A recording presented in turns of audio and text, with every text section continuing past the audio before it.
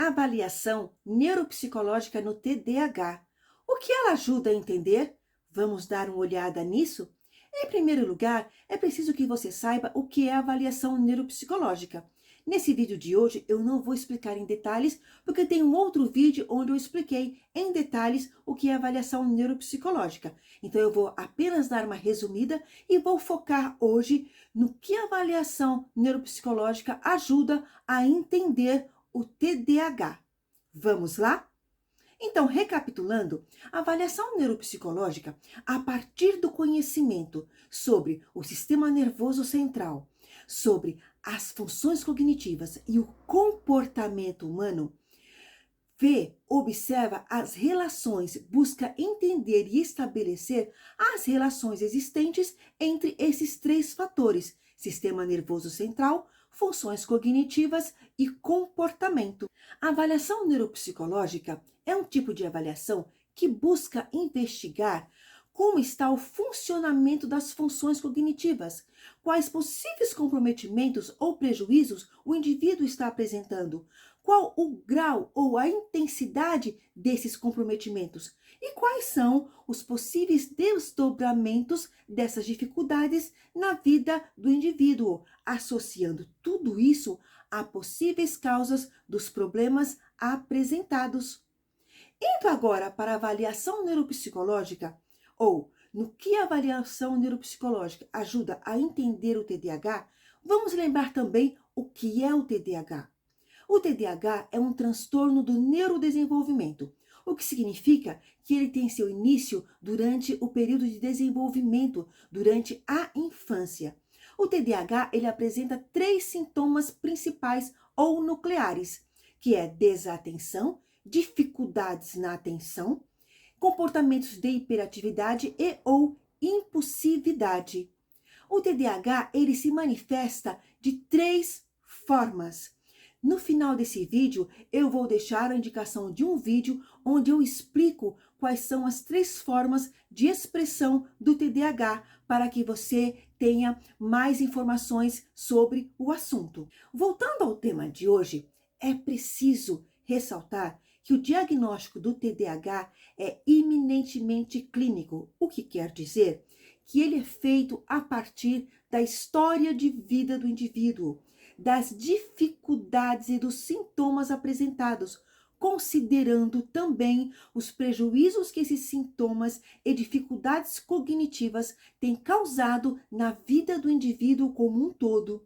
Na avaliação neuropsicológica no TDAH, assim como nos demais transtornos do neurodesenvolvimento, esta começa por levantar informações sobre toda a história de vida da criança, desde a gestação até o momento da avaliação, observando fatores hereditários e ambientais. Nos fatores ambientais entram, por exemplo, dados referentes ao cuidado durante a gestação, se o nascimento foi a termo ou prematuro, se houve algum tipo de intercorrência na hora do nascimento, no parto.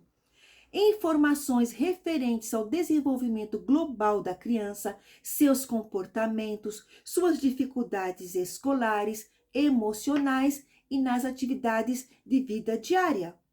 Como não é apenas no TDAH que ocorrem dificuldades de atenção, a avaliação neuropsicológica irá investigar, além da quantidade de sintomas de desatenção, as suas características, intensidade, persistência e prejuízos causados na vida da criança em decorrência das dificuldades de atenção.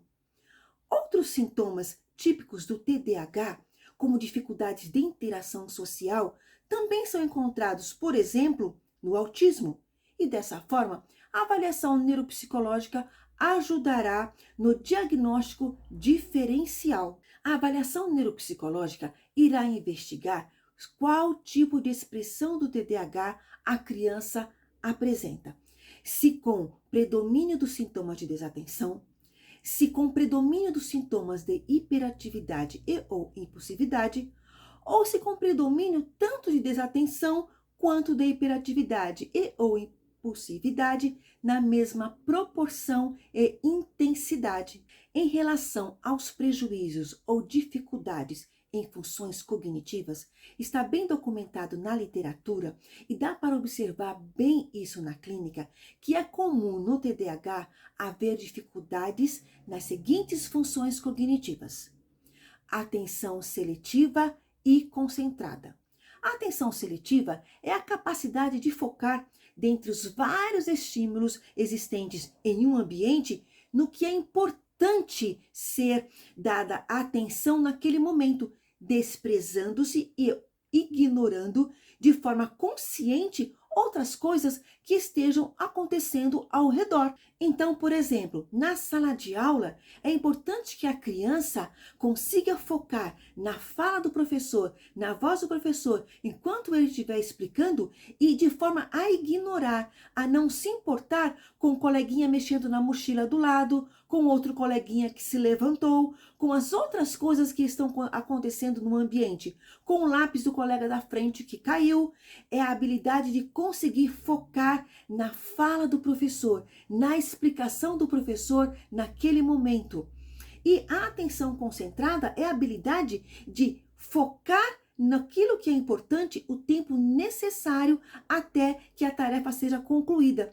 Então, no caso desse exemplo, de prestar atenção na explicação do professor, focar no professor, na figura, na fala, no que o professor está falando, até que ele termine de fazer a explicação da matéria, do conteúdo. Então, nós temos aqui a atenção seletiva, selecionar na explicação, na figura, na imagem do professor, de forma durante o tempo necessário até que o professor consiga terminar de fazer a explicação.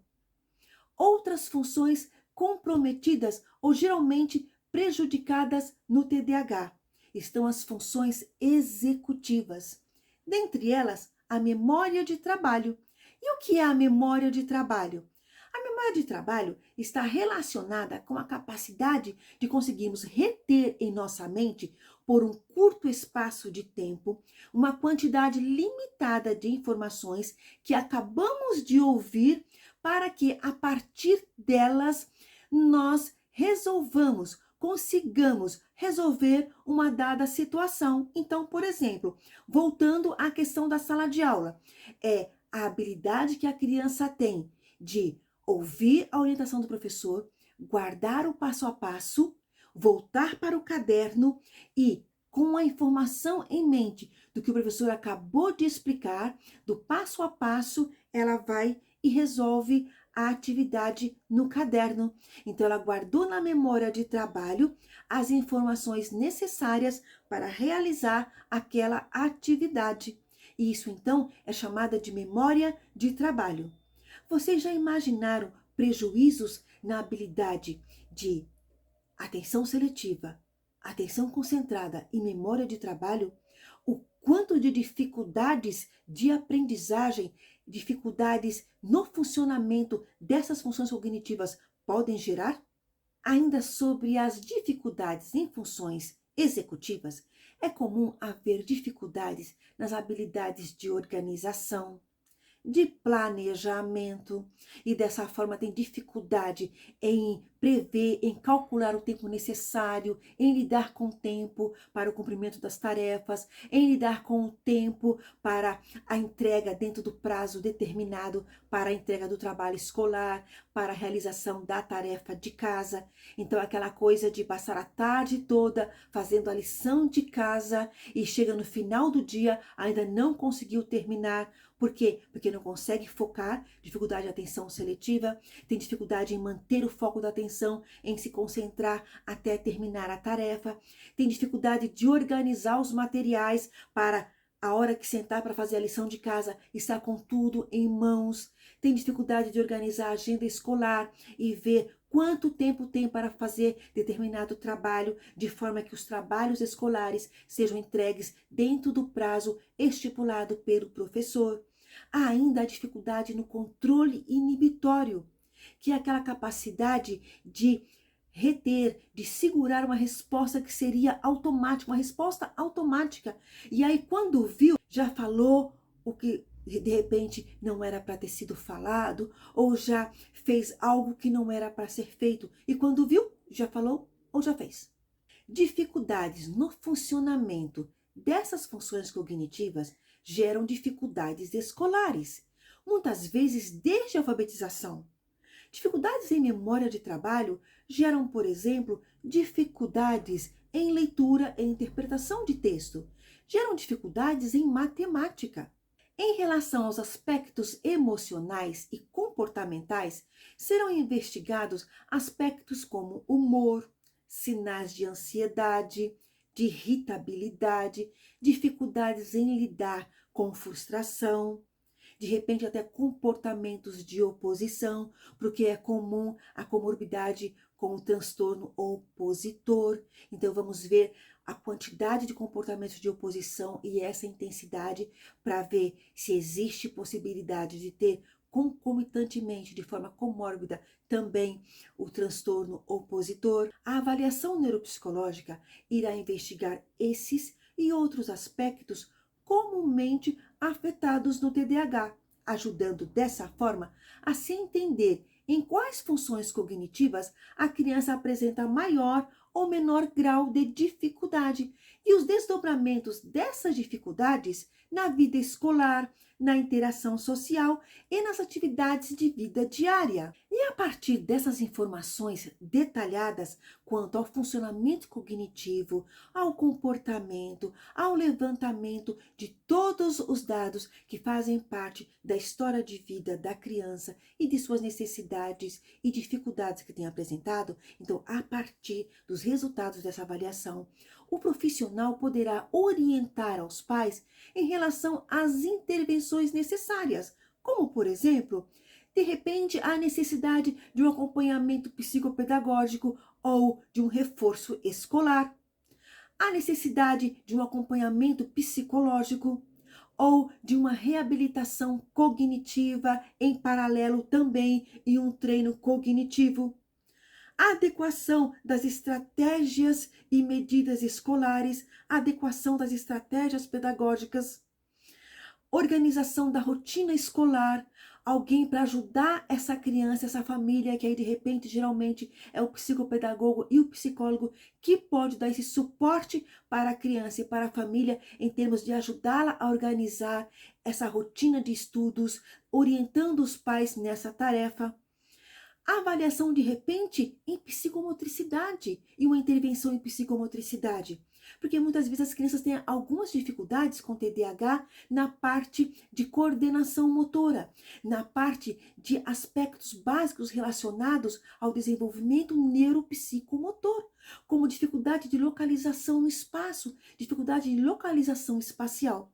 E uma avaliação e intervenção em psicomotricidade irá ajudar muito essa criança.